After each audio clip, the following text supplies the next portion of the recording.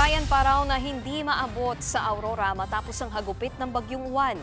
Sinira ng bagyo ang isang national highway roon kaya pahirapan ang pagpapadala ng tulong.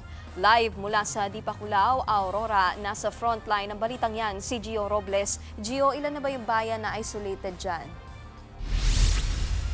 Nikki, 3 bayan pa dito sa Aurora ang isolated matapos masira ang national highway na kinatatayuan ko ngayon bunsod ng malalakas na storm surge o daluyong sa kasagsagan ng pananalasa ng Super Typhoon Uwan nitong linggo sa probinsya. Ito ang mga bayan ng Dinalungan, Kasiguran at Dilasag. Nagsimula na ang clearing operations ng Department of Public Works and Highways sa Baler, Kasiguran Road katuwang ang Philippine Army at lalawigan ng Aurora. Ayon kay Aurora PDRRMO Head Elson Egarge, target na magamit ang mga apektadong daan sa loob ng 2 o 3 araw. Kailangan din kasi ito para makapasok ang relief team sa iba pang mga apektadong lugar sa Hilagang Aurora. Target, Nikki, na makadaan kahit yung mga light vehicles lang lamang at kahit isang lane na apektadong daan na ito. Kailangan kasi na mahatiran yung nasa 22,000 na evacuees sa probinsya. May mga hindi pa makauwi at nananatili pa sa evacuation centers dahil tuluyang winasak ng daluyong ang kanilang bahay.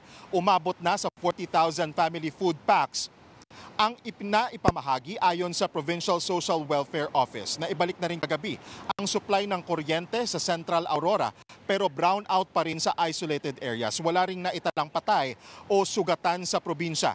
Una nang sinabi ni Governor Sid Galban na sisikapin ng LGU na makahanap ng relokasyon sa mga nawawalang bahay.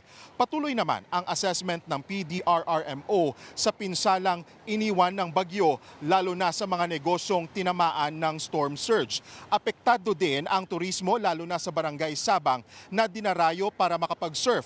Inabot din ng storm surge ang mga hotel, restaurant at ang mga maliliit na negosyo malapit dyan sa Maya Beachfront. Ayon kay Barangay Chairman Reynaldo Go, nasa 200 na mga hotel, restaurant at ang maliliit nga na mga negosyo dyan sa may bayan ng Baler ang apektado ng storm surge. Nikki, balik sa'yo. Gio, kamusta rin ang landslide clearing operations dyan dun nga sa mga lugar na naapektuhan ng landslides? Nikki, sa ngayon, mostly yung mga landslide hit areas ay doon sa mga lugar na hindi pa mapasok. Sa ngayon, makikita nyo tuloy-tuloy yung clearing operations. Itong likod ko ngayon, ito'y part pa lang ito ng affected na area na sinalanta o sinira nga ng storm surge. Dito naman, yung POV ko or ang point of view ko ngayon ay tuloy-tuloy yung mga tauhan ng DPWH, Philippine Army, tulong-tulong nga para ma-clear somehow itong daan na ito para mapasok yung mga isolated areas. Pero doon sa land hit areas naman, tuloy-tuloy yung clearing operations para nga mahatid na yung mga kailangan tulong ng mga nasalanta, Nikki. Yan ang Express Report ni Gio Robles mula sa Aurora.